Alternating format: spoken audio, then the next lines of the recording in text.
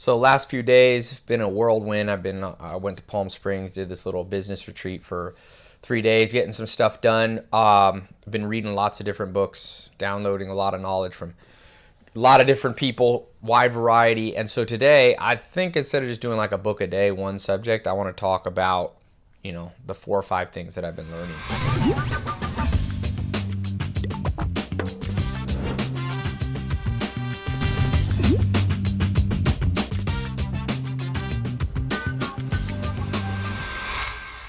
I was reading one of these Will Durant books here, one of these big ones, and Story of Civilization. And he was talking about Leonardo da Vinci. This is fascinating. It was about when Leonardo da Vinci was painting The Last Supper. So Will Durant wrote, "The prior complained of Leonardo's apparent sloth and wondered why Leonardo would sometimes sit before the walls for hours without painting a stroke. Leonardo had no trouble explaining to the Duke that an artist's most important work lies in conception rather than in execution, and men of genius do most when they work least." That's from the Renaissance, one of the books that Will Durant wrote. So think about that. You got a man here, arguably Leonardo da Vinci, greatest artist slash innovator thinker of all time, or certainly one of the top, right? He's doing not the Mona Lisa, he's doing The Last Supper, one of his great works, and literally just sits there for 3 hours before doing one brush stroke. Now, Leonardo da Vinci had tremendous IQ, tremendous talent, but he said specifically, men and women of genius do the most when they work least. Now, I don't think he was talking about raw hours being put in the sense that, there's this myth in the modern world. You're just going to automate your business. You're going to lay back technology. Man, that myth has been going through since the Jetsons cartoon, 50 years ago. Oh, technology is going to make life so easy. It doesn't. Wendell Berry, if you ever read him, he's one of the great, he writes about like organic agriculture, and he's kind of a thought leader in that area. And he talks about, all technology does is up the ante. There is no technological escape from life. So I don't think Leonardo da Vinci was saying people of genius just have to work like 1 hour a week. That's a load of, that's a bunch of BS that you may have been sold if you read some of the best-selling books that are out there now, the quote-unquote business experts. But what he was saying is that during the hours that you put in to your life's work, whatever that might be, it doesn't need to be what I call flurries of activity. In my 67 steps, some of you have seen 67 steps to get whatever it is you want out of life, right? One of them is avoid flurries of activity. Most people kind of have a numerical tracking system. They're like, okay, I worked 8 hours, therefore that's better than working 7 hours, better than working 6. Or some people are like, I automated this, this, and this. None of that matters.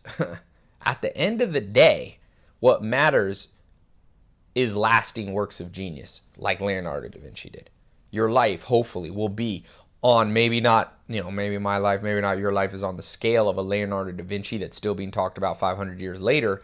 But, double down on yourself. Best bet you have is yourself. And on that path, make sure you're not just painting, and thinking that your art is good because it's lots of strokes. Things take time. Things take deep thinking. This is one of the lost arts in the modern world. There's actually a book somewhere in here. My house has become a collection of books. I feel like a mad scientist sometimes. And there's a book called The Shallows.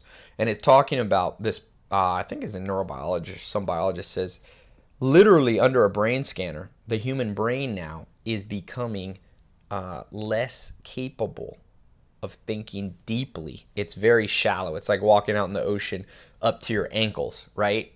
Versus 100 years ago, people used to go and swim and dive, 100 feet underwater. And he says the internet, iPhones, Androids, you got a smartphone in your hand, you're constantly being buzzed, boom, boom, boom. Your brain is never able at a synaptic level to go deeply. So what you have to do, and this is why I like reading so many different things, is like you learn. It's like go old school. Go Leonardo da Vinci on your life. Trust me, if Leonardo da Vinci had to think for 1 hour about one stroke of art, I'm not as smart as him. I probably need to put in 3 hours at least for every 1 hour Da Vinci did. So I found that absolutely fascinating. Life, when it comes to execution, must be balanced with planning. And I've said this a lot. I say two types of people that I find. There's people who are good at planning, people who are good at executing. That's the rarest, by the way. There's people who are good at planning and horrible at executing. That's about, 30% of the population. Then there's people who are horrible at planning and good at execution, which I think is the worst, which I think is also the most common. Joel Salatin used to tell me, my first mentor, he's like, Ty, worst thing in the world is being good at the wrong thing. Most people are good at the wrong thing. Think about your life. Maybe you're stuck in a stupid career. Maybe you're in a college degree that is dumb and you realize you'll never use it, or whatever it is you're doing. Maybe you have no idea what you're doing. If you don't know if you don't have a plan, there is a default plan for you. You will live out a mechanized life according to advertisers and consumer-driven advertising world. Trust me, right out that window is Hollywood. That's where I live. These people have a plan for you. It's not your plan. It's not a plan in your best interest. It's their plan to enrich them. So Leonardo reminded me, it's like, Ty, step back from the painting that is your life. Make sure you literally put in hours of contemplation in order to execute. Do not be like this book, The Shallows, where you're literally driven by, who do you think runs apps on your phone? Who do you think you're making rich when you check the Facebook wall? People check Facebook wall all the time, or Twitter all the time. I get caught up in too. Well, I think, isn't it Brian Acton? No, he owns WhatsApp. When you check WhatsApp, you're making Brian Acton rich. When you check Facebook, hey man, you and I have made Mark Zuckerberg $28 billion. He's rich because of us. Because we take our time in a consumer-driven world, think we're doing these things for our benefit, but really, he benefits at the end. I'm not saying you shouldn't do Facebook. I'm not saying you shouldn't do Twitter. I'm just saying in the canvas that is your life, make sure you step back often and for hours at a time so that when you're done, you will create something that's your version of the Last Supper. Next thing, that's number one that caught my attention in reading. By the way, I read these classic books early in the morning whenever I first wake up over breakfast. I recommend this to people to try. Try this. Try this for yourself. When you wake up, it's nice to take a shower because it's like soap washes off all the grime of the night. Well, when you wake up and you start your day, use a classic book, a book more than 50 years old. I was reading Will Durant. That was written 50, 60 years ago. I was reading about, Da Vinci hundreds of years, centuries ago. Use that as the soap of the brain. You don't have to spend much time, 5 minutes. Soap goes a long way. A little soap goes a long way. A little leaven leavens the whole bread. A little bit of salt goes a long way. So if you don't really like to read for 10 hours at a time, try 5 minutes over dinner. Read some over breakfast, something that's old. And that's what I got a couple mornings ago when I was reading. All right, number 2. Wrote this down. Ancient saying, Jewish saying, Hebrew saying, teacher, let thy house be a meeting place for the wise. Cover thyself with the dust of their feet and drink in their words with thirst. Let me emphasize this first sentence. Let thy house be a meeting place for the wise. Now, a lot of you know me. I've been a social guy. I've owned nightclubs. I do big events at my house, parties. I go out. I was just at a comedy club with Daniel Tosh a couple days ago. Somebody wrote in. It's like, why are you doing all this stuff? Like, what's the point? I thought you're like, blah, blah, blah. Are you trying to show off? That's why we do parties? I'm like, no.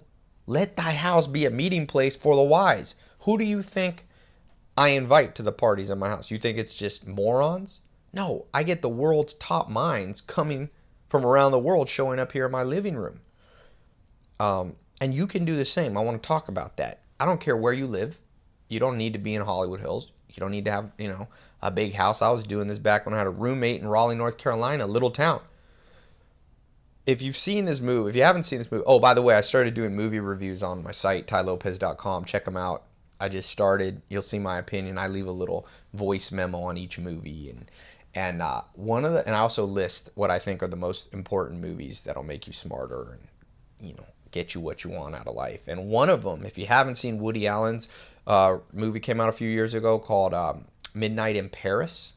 I'm not a huge Woody Allen guy, but it's an amazing, amazing movie. It's one of the only movies I've ever watched. Next day, came back to the same theater and watched it again. I was dating a girl at the time. I think I saw it 3 times in a week, and she's like, "Is this what you normally do? See movies 3 times a week?" I'm like, "No, this movie's for real. This thing has a serious message." What was the message? Well, so in the movie, this character goes, I think Owen Wilson, he goes back in like a dream, and he's in Paris back in the 20s. Now, if you know anything about the 20s, it was like the expats, the expatriates, all these great thinkers from around the world had come, and all were living in Paris at the same time. And these people were hanging out. It's pretty crazy. It's like Salvador Dali, Pablo Picasso, Ernest Hemingway, Gertrude Stein, like all the great writers, the great artists, the great photographers, thinkers. There was the bullfighter, the famous, like all these actors. They would literally go down to a bar. Imagine going to a bar or have a house party and dinner, and it'd be, Picasso here, Dali here. It would be like the greatest of all. T.S. Eliot, I think, was in it. So it got me thinking when I saw that years ago, and I already started to do this, but I told Maya, my cousin, I was like, you know what, I want to make my house. It's already up in the hills, so it's like symbolic to me of kind of like a retreat from all the stupid stuff that is here in Hollywood. But I don't want it just to be like getting away. I want to bring the best thoughts into it. So I started doing events, doing masterminds in my house, doing house parties, cocktail parties, little get-togethers, watching sports, poker nights, anything that you can do. Like, pick your thing, and don't just invite your close friends. Invite people that you wouldn't normally be able to get. Let your house be a meeting place for the wise. Like, so, have a cooking party, whatever your thing is. It doesn't matter. By the way, I recommend, if you want, people are like, how do you get all these great people to your house? Like, they're hard to get, celebrity, whatever. I'm like, well, one way is fun. If you look at the 25 cognitive biases that affect humans' judgment, what's the first? For those of you who follow this one, that I talk about a lot. The first is reward bias. Man, giving people fun. It doesn't have to be like drunken fun. You wouldn't get much out of that. Don't be careful with alcohol, by the way. But like having a poker night, find out who the people are, your target audience. Okay, I want to learn from top entrepreneurs. Identify the 5 entrepreneurs, invite them to something cool, boom, do it well, and they'll be hooked, and make it a ritual once a month, once a week, once a quarter, once a year, whatever that thing is. But remember, thousands of years ago, this wise teacher said, let thy house be a meeting place for the wise. This is as practical advice as you're ever going to get from me.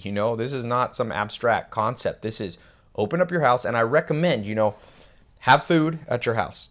I learned from the great restaurant owner, a restaurateur, Giorgio Bataxias. He helped me get started in the nightclub business, and I learned a lot from him. And one thing he told me, by the way, I was at his house one time. He made the best sandwich. He's like, Todd, let me make you a sandwich. We had a little house party. Best sandwich I've ever had. That's how I remember Giorgio. But I also remember him telling me, he said, Ty, the reason I got in restaurants is there's something magical about serving people food. They open up to you. They talk to you. They open their mind. He used to have, I think he used to be a chef at the White House and all this stuff. He'd been around great people, all from this simple down-to-earth thing of letting his business, of course, in this case, a restaurant, be a home for the wise, a meeting place for the wise. And so just try it. I recommend you open up your house. When I was at the Amish, I spent 2.5 years. Interesting, the Amish, they're Christians, but they don't believe in church buildings, or they don't have, I don't know whether they believe, but they don't really have church buildings. And I was asking why, to this guy, Sam Chupp, and he's like, something intimate and special and makes you vulnerable. And when you're vulnerable, people open up to you when you open up your home, right? So that was the way they understood their religion and spirituality. Well, what I'm talking about is along the same lines. Be vulnerable. Open up your house. People are like, Ty, aren't you afraid of letting people in the house? I just did a party. I had 550 people there. And most parties I do of that size, something gets broken, something gets stolen, an iPad of mine got stolen. But that's the cost of doing business. Most people can't handle it. I was reading this J.R. Simplot book. I don't know where it is now. And, J.R. Simplot was saying he was a gambler. And the fact that he was a gambler, you're going to lose sometimes. But in the end, if you gamble well, and this is a gamble well played, in my opinion, happy about your house, open up. Occasionally you get a crazy person in your house, kick them out. But I still believe the upside, you get 5 steps forward for every 1 step back. And then the second thing to that too is I believe that you should have food. It's those 2 magical elements. Where is this J.R. Simplot book? Damn. I get so many books here sometimes I can't find it. But one thing that... Oh, I bet you it's over here. I'll find it in a second. Self-made billionaire. And like I said, don't be afraid to experiment. Like you have to experiment. I see the book. I'm going to get it. Hold on. I'm walking over here past the camera. All right. So here I am back. Got all these books. So open your house of the wise home. Make sure that you have food. Number 3, make sure it's fun, because that's the leading cognitive bias you can exert on the brain. Okay? And then number 4, don't make it too intense, the first one. Don't be all about like, all right, I need wisdom from you. I need wisdom. Don't take too much. We're going to talk about reciprocation. You got to have reciprocation down, So the first one, you can do more of these. Don't go crazy. Don't be too much of it. It's not a networking party. Like think about what I was saying, Midnight in Paris, you had, you had Picasso, you had Dali, you had Sign, you had Hemingway. They weren't there. They were drinking beers together. But there was an exchange of knowledge. There's an exchange and understanding about life that was powerful. So just try to replicate that, okay? All right, so that's number 2. Movie night's good. I was reading about Hugh Hefner. A lot of controversial guy. Not everybody likes Hugh Hefner. But he's a smart dude. And he does a movie night every Thursday and brings great people there. And he learns from them. And, you may not agree with his life path, but he was able to leave an impact. If you don't like his impact, make up your own impact. But learn from everybody. Learn, the old saying? Keep your friends close and your enemies closer. I think that's true about knowledge. People don't read enough about people they don't like. I was talking to someone. I'm like, don't be so archaic in understanding. We don't live in the 1400s. There's no black and white on everything. Sure, some things are black and white. Don't kill puppies. Don't, do bad, steal, and this kind of stuff. But in the end game, I had somebody write, and they're like, oh, you quoted this person. I don't respect them. I'm like, who cares? Who cares? This is not a black and white world. I'm going on a little side, but if you don't agree, I was reading this book, Donald Trump, How to Get Rich. And that's the number 3 thing. And Donald Trump, it's like a gold book, How to Get Rich. It's got his hair, and he's, some people are like, oh, that guy's like, cheesy, blah, blah. I'm like, who cares? What are you telling me? Is your point that you don't want to learn from Hugh Hefner or you don't want to learn from Donald Trump because you don't agree with lifestyle? Well, I'll tell you this. You're going to be on a long, hard path if you want to find mentors that all have identical values. This book. I was reading Ray A. Kroc's book somewhere here. Here it is, Grinding It Out. I hate McDonald's and what they stand for. But man, keep your friends close and your enemies closer. This was a sharp dude. I don't think he was an evil man. I don't think he understood what he was doing. I don't think he understood the effect that I read that 2/3 of Americans are obese or fat, overweight. Horrible thing. That McDonald's, of course, is not to blame for it all. But there's certainly a contributing factor, think. And so that has no effect on me on whether I'll read Donald Trump's book a Ray A. Kroc book. Like, that's irrelevance to me. Because, and I'm not religious, but you guys will notice that I quote, Hebrew scripture, Dalai Lama, Quran, I don't care. And one of my favorite stories of Jesus Christ is, and I've done a talk, you might have heard this on my podcast or on my YouTube, but Jesus Christ walked out and there was a big group of men around and they had stones and they were about to throw stones on this woman and kill her with stones. Horrible way to die. There's a movie I saw about that where they still do that in some countries in the Middle East. Anyway, so Jesus walked up to them, and these were Pharisees that didn't like Jesus, and he's like, what are you doing? And they said, the law says a woman caught in adultery should be stoned. And we caught this woman, and we know she's an adulterer because we found her in the act of doing it. What do you say, teacher? Now, listen to what Jesus said, because, right, they were trying to catch Jesus in his words as a man who would not uphold the Jewish law. Jesus was very wise in his answer. He said, he of you who is without sin, let him throw the first stone. Anybody here who's made a mistake or not made a mistake, you can throw the first stone. All the people put the stones down and left. Jesus walked up to the lady and said, go and sin no more. And the lesson there for me, because like I said, I'm not really religious at all, but I see the great teachings anywhere, is that so many times in my life I've robbed myself of an experience because I've judged the knowledge whether I liked the person. Who cares? In logic, that's a fallacy. That's called arguing ad hominem. It's a mistake. It's a logical fallacy. And that's another one of the 25 cognitive biases that you must avoid. It's called the liking-disliking bias. That means if some horrible person like Hitler said 2 plus 2 is 3, if Hitler or Genghis Khan or Stalin said 2 plus 2 is 4, he's correct on that, even though we don't like him as a person.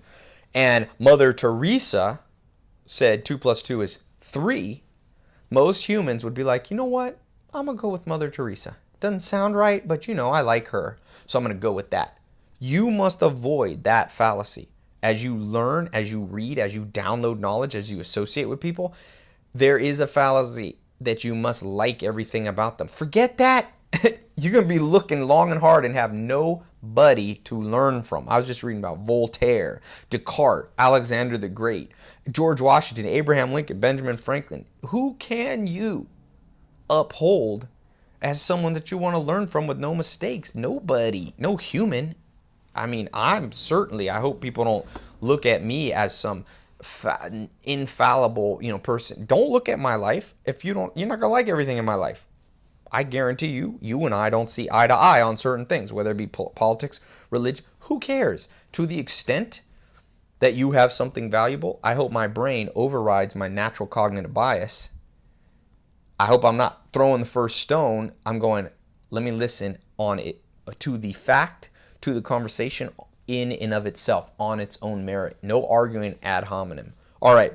So this book, amazing saying, Donald Trump said here, whether or not you like the guy. He said, what is it? On page 11, get a great assistant.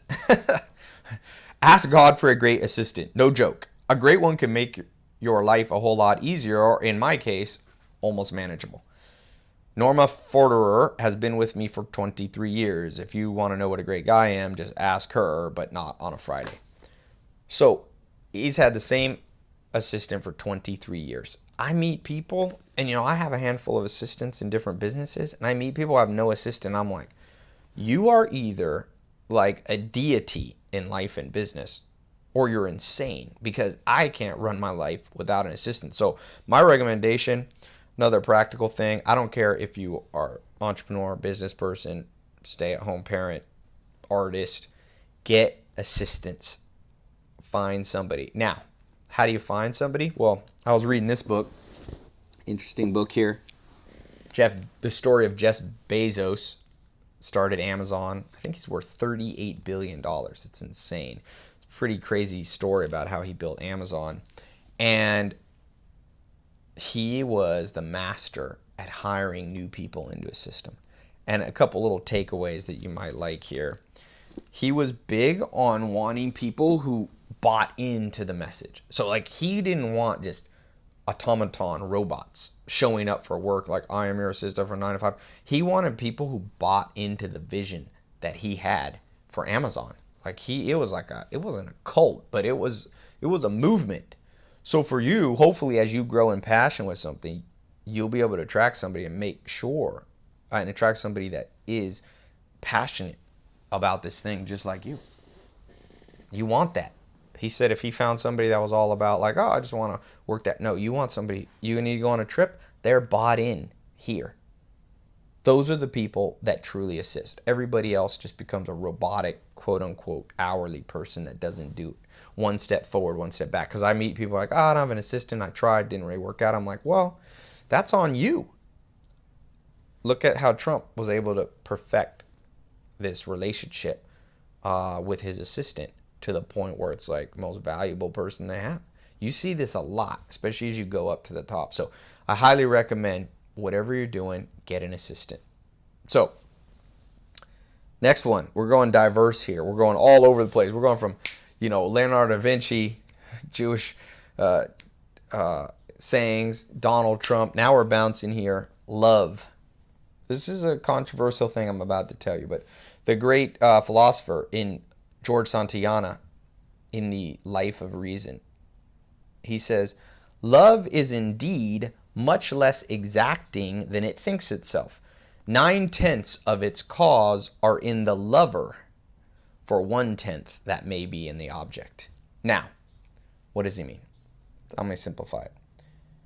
He is saying that 90% of the reason people care about you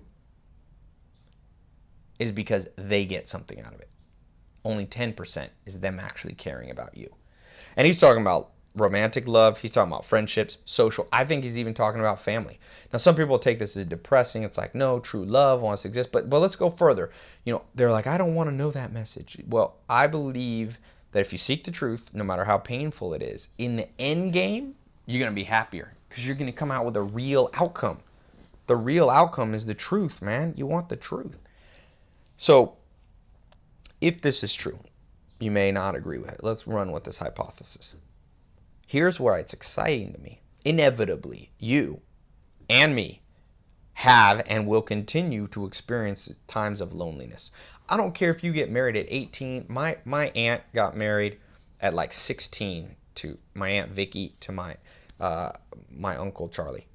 And they died at like 90 or one of them died first. My uncle, sorry.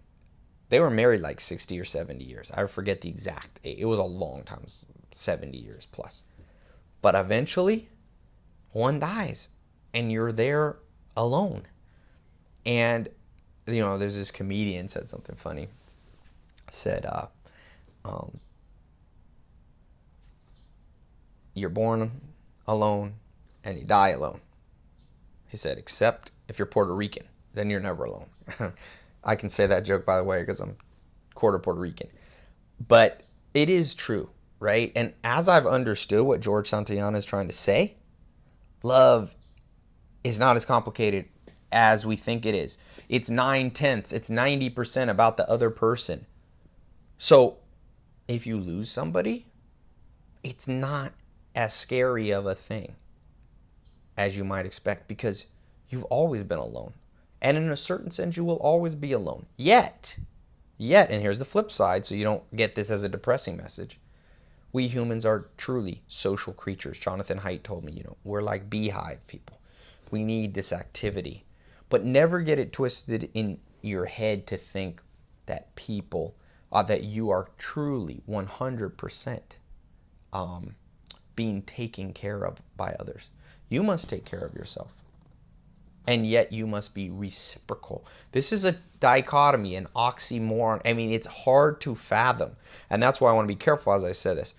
I think it's in love and romance and social, there's more bad information than there is good information. So I think quotes like this, like Santayana, are offset. He might have been a little bit extreme, but the point is valid in the sense that he brings me back You're driving down the road like this, and all of a sudden you start to fall asleep and you start going off the road too far this way. What do most of us do? You wake up real suddenly and you go way too far that way. You don't want to be either one, right? You don't want to be extreme here or extreme there. So most of us with love, it's like, oh, we have unrequited, unselfish love. We're a soulmate. No, no, no, no. Santayana brings you back. You don't want to get too far over here, like nihilistically thinking there is no love and nobody loves me. No, no. Come back to the center, and there is a center. And there's this concept that biologists talk about called ESS, evolutionary stable strategies. We must evolve stable strategies, balanced. They can't be two. You cannot take a life where you're like, I need love, I need love, I need love of, I need the approval of other people, too strong. And you can't be, I'm too much of a loner. You must find this ESS. ESS, by the way, if you study biology, is one of the biggest breakthroughs in the last 30 years of understanding of systems, biological systems, and so on. So for you, what I want you to take away is that one simple concept. I was born alone. I will die alone.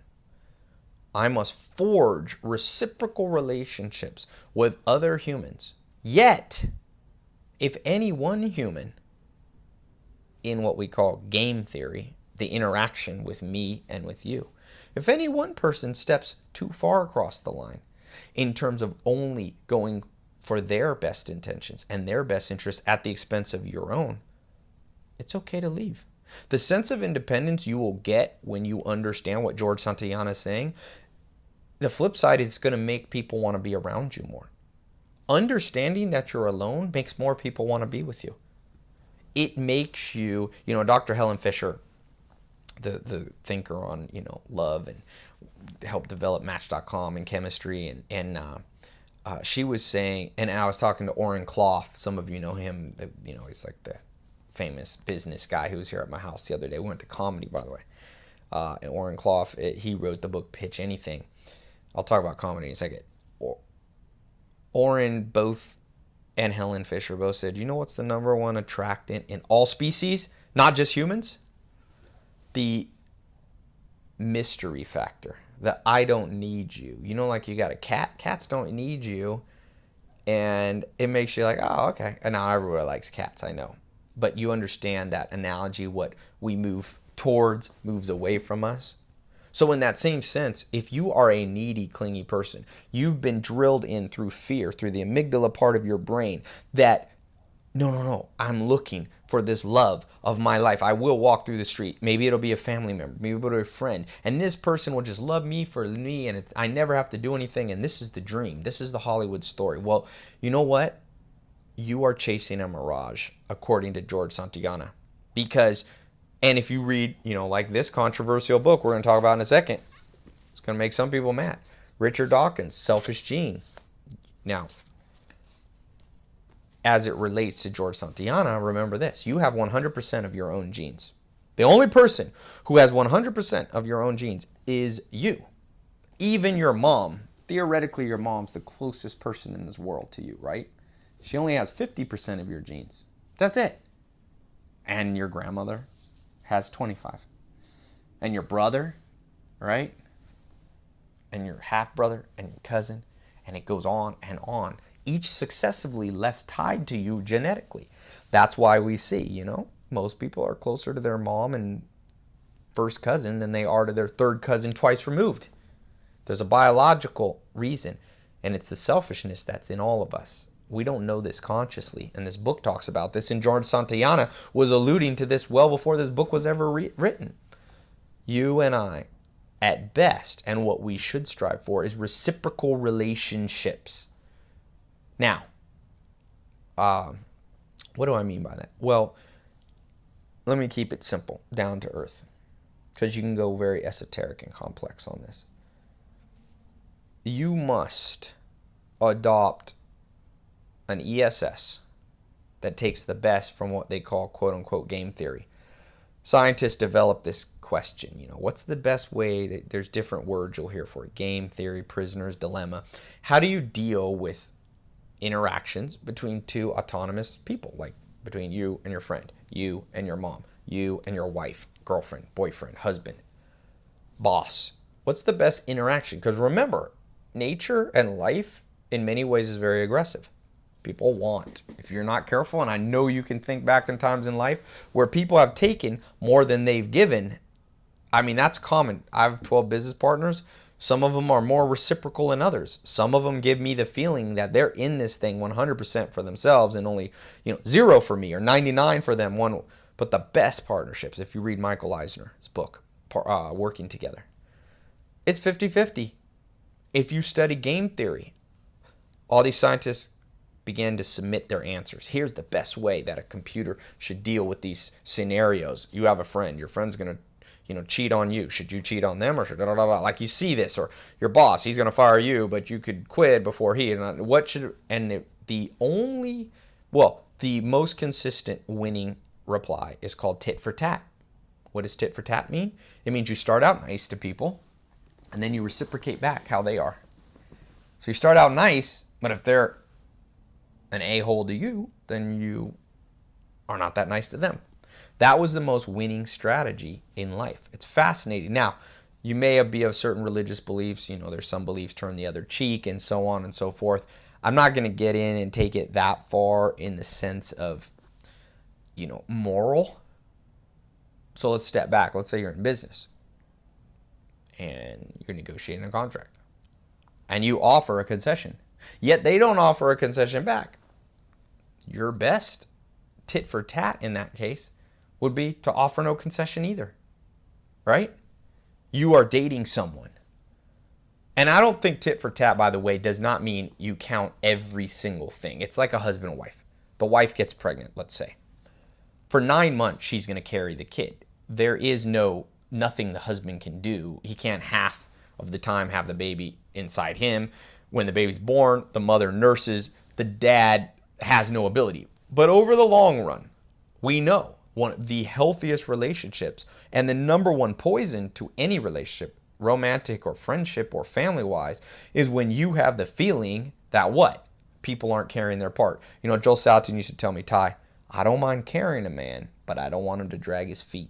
And too often in life, I think what George Santayana is saying and what Richard Dawkins is saying, what Joel Salatin is saying is, do not take advantage, but do not be taken advantage of, whether it be in love or not.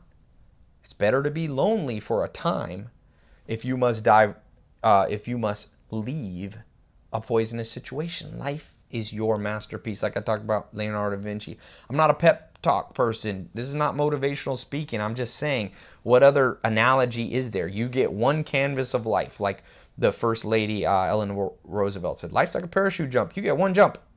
And now I don't know what happens after we die. You may know more. You can enlighten me, but I will tell you, as far as we know on this body, this life you have now, you have one chance. Even almost every religion says, do your best with the one chance you have. Even if you believe in an afterlife, reincarnation, heaven, whatever it is, every one of those belief systems, atheists included, are like, execute well on this life, on this masterpiece. And if you don't get this game theory tit for tat down, you will be at a severe disadvantage in every type of relationship you're in. I wish, man, if I could go back in time and have somebody tell me, if I had been smart enough to read this freaking book, when I was 16 and understood game theory. I'm like going back through social interactions, going back through romance. It's like, yeah, it was all there. That's why I'm so big. Download the consciousness of the smartest people in your brain. You will have a better life. So let's go back to what we were talking about earlier. Let thy house be a meeting place for the wise. So I'm big on doing it in the house, but sometimes I'll have people come to my house and then we'll go do something afterwards. I took some friends to Oren Clough, by the way. Pitch Anything. Took them to see comedy. I've seen Chris Rock recently. Was hanging out with him and Daniel Tosh, front row at these little underground things in Hollywood. And somebody wrote in the other day to support. I get hundreds of messages, but this one stuck out because it was just like the weirdest one. It was like, why do you have pictures of comedians and stuff? I'm like, comedians and comedy clubs, to me, are one of the most undervalued part of human existence. One, life is difficult, so you might as well be able to laugh. Okay. I was reading the book by, where is that book? Christopher Reeve. You guys might know him. He played Superman. I'll try to find it. It's under a stack here. It's called, I think, Nothing is Impossible. Paralyzed, the height of his career, one of the, number one A-list stars. And he said one thing he learned from being a paraplegic, going from, Superman, literally, imagine that, down to doctors telling him he will never be able to have impulse nerve relays past his neck, down below his shoulders. And he said, one thing I learned? Laugh. Laugh. Life is short. So one of the things I like about comedy, by the way, this little side note, because I'm saying when you make your house a meeting place for the wise, put on, if you're going to watch something, put on some comedy in the background. Walk down the street to a comedy club. Drive to a comedy club. I do this like once a month at least, and it's cool because I'm able to attract, I went to a comedy club the other day with the guy, he's a billionaire, a friend of mine. People are always like, Ty, how do you get these amazing people? Well, try fun stuff. If all else fails and you can't get them to divulge all their business secrets and all this and this, that, and you can't get them to whatever you're trying to get. If you're an actress, put me in a movie. Just have fun with people. You'd be surprised. Remember I said the cognitive bias of liking and disliking? Well, you can use it for your advantage. If people associate pleasurable experiences like going to a comedy club or doing something fun with every time they're around you, when time to cut a business deal or ask them a favor, you're pretty likely to get it. So this is related to this George Santayana thing in the sense that when it comes to relationships with people, most of us, myself included, and I'm sure you've fallen victim to this too, we're so egotistical. You hear people say it. It's like, you should love me just for me. I'm like, well, welcome to planet Earth. That's not going to happen very much. And why chase the mirage? Why not say, I want people to like me and respect me because I do stuff for them and they do cool stuff for me. It's reciprocal. That's the greatest relationships that there are. Just had a big, my stack of books fell. That's the greatest relationship that there is. Why not execute on that? I don't know why. My best guess is that the ego that's evolved in our brain, the wiring of our brain is so out of control that we're literally, our subjective consciousness is playing tricks on us. And we're like, no. Remember, even your family, they love you. But if you've ever read Night by the Nobel Prize winning author of the book Night, about his experience in a concentration camp, you'd be surprised what humans will do to each other, even people in their own family. So here's the good news. Elie Wiesel, by the way, that's his name, who wrote Night. If you've been betrayed by your family, if you've been betrayed by a husband or a wife or someone close to you, it's more traumatic when you think that this is so abnormal. This is part of the human experience. You will live through it. You must live through it. You must thrive. The best answer I have is adopt game theory to create evolutionary stable strategies early in your relationships with these people. Remember what Chief Tecumseh said in one of my favorite poems you hear me reciting. He said, respect others in their view and demand that they respect you. That's an ESS. Native American chief was talking about that in the 1800s. So let's move on to number 5 here. This is from this book. Controversial book, but yet, as we talked about, you should be reading books by people that don't agree with you. Charlie Munger says, look, he says, I hold myself to a certain standard. I am not able to hold any belief that I can't argue the other side better than they can. Remember back when you were in high school debate class? You must be able to do that in your life. You must be able to argue. If you're liberal, make sure you can argue the conservative standpoint better than the most conservative people you meet. Only then will you be a truth seeker, and life's all about being a seeker. It's not about living a delusion. So, I don't care if you believe in Richard Dawkins, if you believe in evolution or not. I know it's a hot button. This is a book full of immense insight. Okay? So, he says, one way for genes, now, and we're not even talking about evolution, we're talking about your mind. One way for genes to solve the problem of making predictions in rather unpredictable environments is to build in a capacity for learning. Survival machines that can simulate the future are one jump ahead of survival machines who can only learn on the basis of overt trial and error. The trouble with overt trial is that it takes time and energy. The trouble with overt error is that it is often fatal. Simulation is both safer and faster. The evolution of the capacity to simulate seems to have culminated in subjective consciousness. Let me break this down because this is so profound that if you put this in your brain, I think you'll never be the same after listening to Dawkins. What he means is that, A, there was two options for our brain, the wiring of our brain. We could have been like, I don't know if you've ever been around a Venus flytrap, the little plant.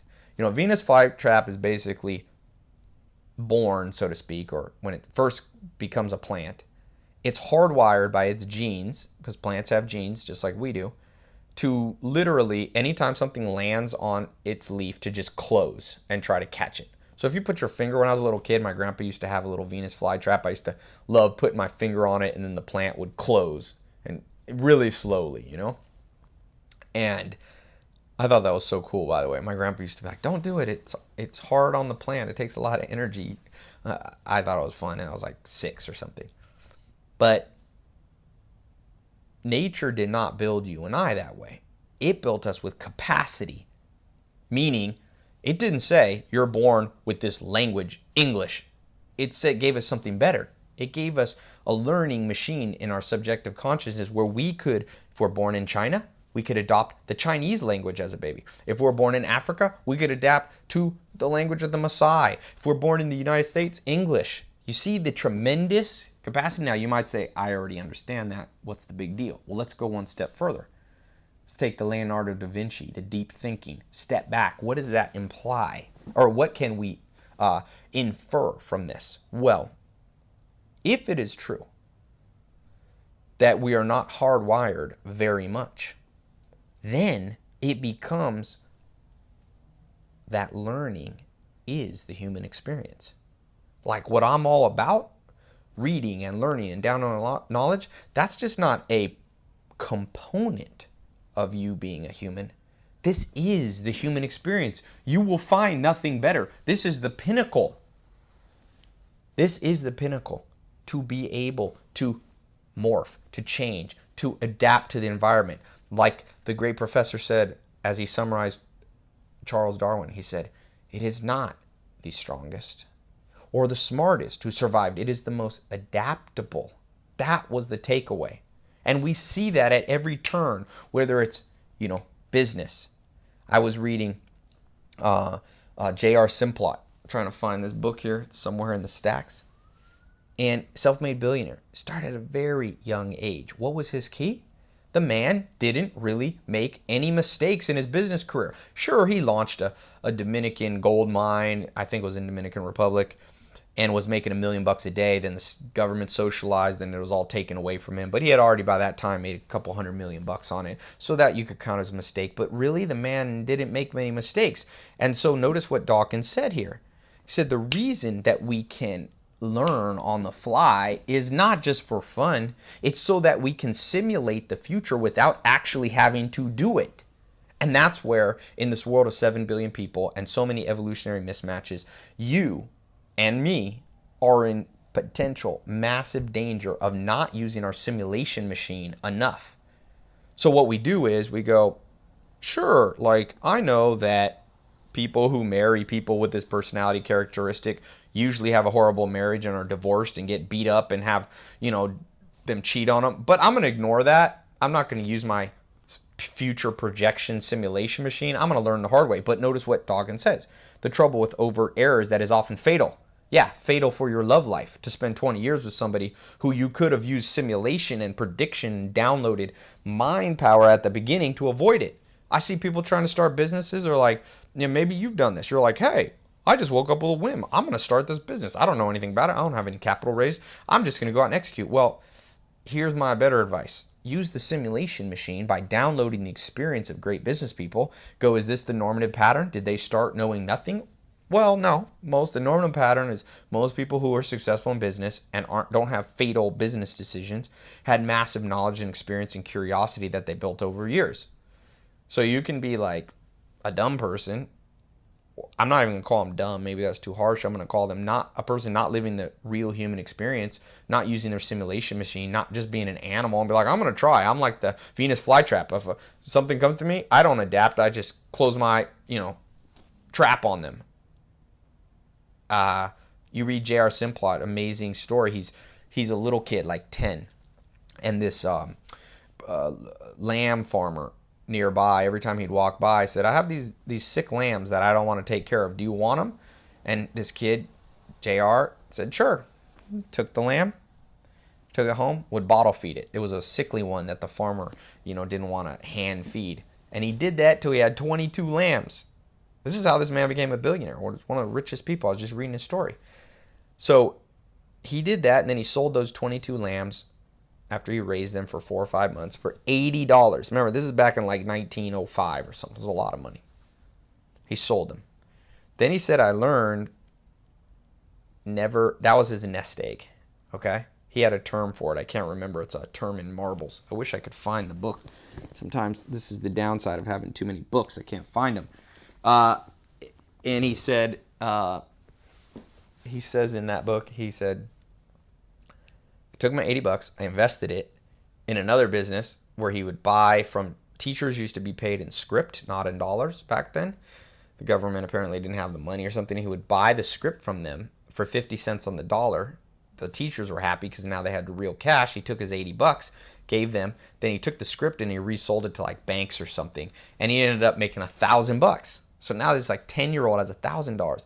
Then he started growing. He bought land at I think 12 or 13 or started leasing land. Next thing you know, step by step, he made $1 billion. And there's an amazing, interesting part. It said his key was judgment. Judgment is what the author said. Judgment that coincided with timeliness, like he was in the right place at the right time. Yet, what is Dawkins saying this? He's not making it so ethereal. He's saying this man had a superior simulation machine. He was able to simulate and go, you know what? I bet you if I do this, take these lambs, even though it's a pain in the butt now to hand feed with a bottle 22 lambs, I can simulate out in the future, even though I'm only 10, that eventually I'm going to have a payback. And if I invest that payback, that eventually I'm going to... And this man had judgment superior in business, certainly to myself and probably to you too. But yet, it's what Dawkins said. This man, without even knowing it, Simplot, had the ability to project better than you and I. So you want to change your life? You better get better at future projections. You don't want to say, like he says, the trouble with overt trials is that it takes time and energy. Time and energy is not an infinite supply.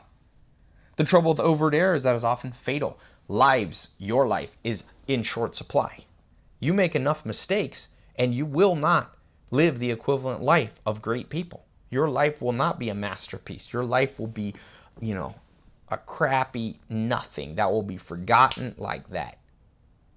So, the good news is, and I think the takeaway for me is, increase, double down more on your brain. Read more. Come on, read. People say, I don't want to read a book a day. What do you want then? Do you care about outcomes or do you care about what you have to do to get the outcome? Like Al Howell, one of my first mentors in finance when I worked for GE Capital, he's like, you know what, Ty, I've worked with thousands of millionaires and I'm going to tell you this. The difference between millionaires and not millionaires is the millionaires just do the simple stuff that other people won't do. I think Jim Rohn says, the difference between a rich man's house and a poor man's house? He said, go to a lot of rich people's house and go to a lot of poor. He said, the rich man's house almost always has a library. And you might say that's correlation. I say there's causation there, my friend. There's causation. That is a causative. I have looked through it. It's not 100% guarantee, but it is one. So my question to you is, how good is your simulation machine? Now, we talked about how to increase that. The first thing that I said is make your house a meeting place for the wise. You bring the wise in. They've already lived life. You ask them. You simulate off what they do. You cut years off the learning curve. I don't care if you're trying to be rich or you're trying to change, eradicate poverty, get rid of global warming. I was talking to a guy today who wants to get rid of global climate change or neutralize it. I'm like, great. You better become a simulation machine. And in fact, that is why our brains work like they do. That is why no matter where a baby's born, They pick up the mannerisms of that group. We're supposed to be that way. There are some intrinsic, instinctual things that we all have, like a fear of falling and spiders. I think those are the two innate human fears. But for the most part, we're an open book. So whenever you meet somebody, or whenever I have people saying to me, "Oh, Ty, don't judge me. You don't even know who I am. Like, you should just like me for who I am." I'm like, no. Why? You don't like me for who I am. You like me, as George Santayana says, to the extent that I offer something to you. I mean, I do think there are examples, let me go back to that, of selfless people. Like, I read an amazing story. I think just being a parent, people pride themselves on being a parent, and that's great.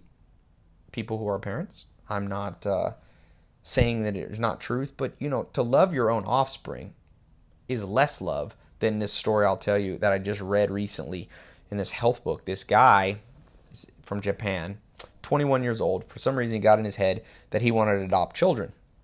So he went and visited, it's interesting, he visited the Dalai Lama and asked him for his advice. Pretty smart dude right there, right? So the Dalai Lama said to him, "You know what my advice is? You should adopt a kid that nobody wants." So he's like, okay.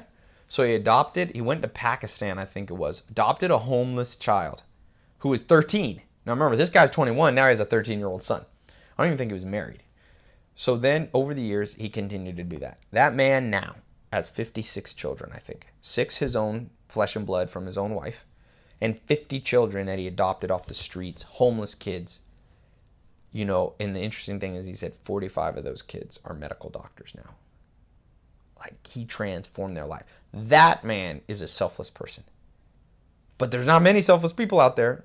So if you're holding out for the 1 in a million, you're going to definitely be a lonely person. You and I don't have that level of selflessness. That's an aberration. For the most part, you and I are reciprocal machines. So as you're learning, as you're increasing the knowledge in your simulation brain, make sure you don't project out fantasies and mirages. Make sure you understand as you navigate life, as you navigate money and wealth creation, make sure you remember that even people that you think are the closest to you, they still have their own self-interest. That doesn't mean that it can't work out. There's tremendous partnerships. In fact, business partnerships are the norm, but make sure you're giving and making sure that they're giving back. Make sure it is not uneven. If you're dating someone, if you're in a love, in marriage, like, that's the killer right there. That's the killer. The second one person thinks it's not reciprocal, the seeds and the poison is already been placed in the relationship. Business, I've seen it. It's the worst. Now, I've learned, it's like if I'm giving too much in partnership, I'm like, hey man, look, I want this thing to work out. You got to step up to the game. And at the same level, if I'm not, I want somebody to say that to me. And that's another simulation.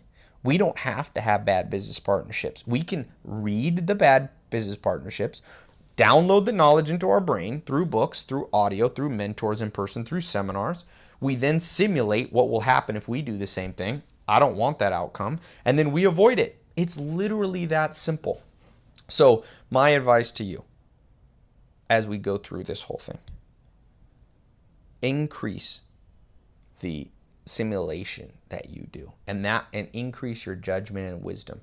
We've talked about the ways to do it. The first way is let your house be a meeting place for the wise, who you're rubbing shoulders with. That was actually number 2. Number 1, Leonardo da Vinci. Make sure you are contemplating life. Remember what the Dalai Lama says? 3 levels of knowledge. 3 levels of knowledge. So as you're listening even to me, there's 3 levels of Dalai Lama in his newer book, Beyond Religion. The end, one of the last chapters, he says there's first level is hearing. Second level is contemplating. But the third level is making it instinctual. So let me throw something out here because I want to make this instinctual for you. If you're on YouTube or podcast, leave this as a review or a comment. If you're on my site, wherever you are, right? If you're not on my site, you can tweet out to me at Ty Lopez, okay? But answer this question for yourself so that you don't just have level 1 knowledge, that you have level 3 knowledge. So here's what I want you to ask yourself. Number 1, we'll just pick one of these 5 because we talked about a lot of diverse stuff. I want you to focus on that making your house a meeting place. Number 1, Who are you going to invite in the next couple weeks to your house? That's wise. That's smart. That has judgment. That has insight that you don't have. For a fun night. Just fun. Not even trying to grill them for information. If you don't want to put in the comment, if you want to keep it private, just put their first name. But list some names out. I believe in this business journaling, mindset journaling, lifestyle journaling. So write this out. You don't even, I think you should have a journal, but you can also just write it right here on the page, okay? I love the comments because we get feedback. Number 2, how many people are you going to invite to that first thing? Remember, don't start with 1,000 people. I own nightclubs at the end that had 2,000 people come in a night. But I started out with 25 people in my living room watching UFC fights. That was a good one. Guys love that. I hadn't, but women do too. I don't want to stereotype here. So, I had fun times, and that was the beginning, the creation of that social circle kind of that I created. So do that. That's A. I'm sorry, that's number 2. How many people? Pick a goal. Execute on a goal. Master the part of the brain that can project out what happens when you plan and execute. So don't always be up in the air. Make a plan. Get good at executing on it. Number 3, what's the activity going to be? Now, this is not some pedantic, childish stuff. Like, I've had amazing people show up with this methodology. And I can tell you, if I've been successful, it's definitely not because I'm a special guy. For sure, like Jim Collins says, I think in the book, he's written a couple, what's that book? Great by Choice or something. He says when he studied highly successful businesses and the leaders who started them, he said it was not a what lucky event happened to them. It's a who event. For you, the trajectory that your life is going to go on in terms of you getting the good life is directly proportional, or directly related, I should say, to the who people that you bump into. So write it down. What's the names of people? Identify a few people in your local community. If you have to fly them in, fly them in. Make your house a meeting place for wise. How many people? Put a plan, 5 to 10, 1 to 5, 10 to 20, 50 to 100, whatever that number is. And then thirdly, okay, what are you going to do? I recommend pick something fun. Increase the reward cognitive bias. Get the dopamine flowing. People will like you. It creates liking bias towards you. It creates reciprocity. The Native Americans in the Northwest Indians, that like up in Washington State and stuff, they used to wage war on each other in this exact thing called a potlatch. They would have one chief would have a huge party and invite this enemy, and then the enemy would be like, man, I just got out hosted. I got to do a better party. I always wonder, man, what a great world if the whole world went to war with this reciprocity stuff. Remember, this is tied into the things that George Santayana talks about. This is tied into the things that Richard Dawkins talks about. It's even tied into the things, and a good way to pull off these parties is to have an assistant. So some of that knowledge from Donald Trump, man, get an assistant. This is something at my parties now. I had 550 people at my house a couple weeks ago. That's done by my assistant. I'm like, I don't unfortunately have time. I used to do them. Don't delegate what you don't know, but I know how to do them now, and so I've delegated it out. So an assistant is vital in pulling this off. So if you're on my site, leave a quote. By the way, I've talked about some of this in my emails that I send, my book of the day. So go to my site, tylopez.com, and enter your email. It's free. It's a little confusing. Some people, they're like, hey, I didn't get my book of the day. The title is Book of the Day. I read a book a day. It doesn't mean I write an email every day. I wish I could. I'm getting better at it, but I get busy. Remember, I don't do this my main living, right? I'm an investor, entrepreneur, buying and selling companies, trying to innovate, trying to change the world. And I want to give this stuff away, but I get constrained on time. So if you don't get the email every day, don't freak out. People write me, maybe I have to change the name from Book a Day to Ty reads a book a day and sends out an email every once in a while, newsletter or something stupid like that, so people would understand. But I'm getting better. I'm getting more time to do these things and testing different formats. That makes it easier on me. So one thing I like to ask for reciprocation. If you got some value for this, do me one favor, because I'm trying to grow this thing. If I'm going to grow it at all, I like to do it by word of mouth. If this has been helpful, get somebody, one of your friends, to join my newsletter, tylopez.com, or share this on your Facebook wall, this video, or just leave me a comment, just something. I like feedback. I do this because it's like it's more an interesting game of life for me. Like I said, some of you are in. I've got some paid programs. I've got an inner circle, and I've got some stuff. It's not my primary income. For those of you who are in that, those people get at specific stuff more in business and stuff. But if you don't want to be in that, that's cool. I give most of my stuff away. I give away about 70% for free. So. But check out tylopez.com. I have a lot of stuff in there. For sure, some of you, especially those of you super engaged and really wanting to get specific growth patterns, look into my inner circle. That's application only. You can fill out application. Usually it's for guys and women who are at a higher level in business. But I also have an online business school, which is if you're just starting out or under $1 million a year in revenue. So check those out. And on Twitter, and my Facebook and YouTube. Subscribe to my YouTube if you don't mind. I'm trying to get some YouTube subscribers here. But most importantly, as I say, double down on your brain, my friend. Double down. I was out with my buddy. I tell this story a lot, but it bears repeating. I told this story. I did a talk to 600 people downtown at the LA Convention Center. It was crazy. I got there like 9:05. Started talking. Ended the talk at my friend said, "Oh, just go till people aren't interested," and I stopped at 12:30 at night, midnight, 3.5 hours, and everybody liked the I don't think it's because I'm necessarily a great speaker, but the message is so diluted in the world. I feel like, man, it's nothing special about me. It's just a good message from all these other great people around me. It's definitely not me. But then I ended up asking. I said I'll take questions, and like out of 600 people, like half the room raised their hand. So I was there till 3:38 in the morning. And my core message was double down on your brain. Double down. Forget looking for perfection in people, and that will keep you. I mean, if Donald Trump has one speck of knowledge, be a gold miner and pull it out. Leave all that weird hair, and if you don't like the Flash, who cares? If you don't believe in evolution and you're very religious, read Richard Dawkins to the extent that Richard Dawkins has good stuff in it. It's really that simple. So, anyway, hope this has been helpful, and I will talk to you soon. tylopez.com. Join the newsletter. It's free.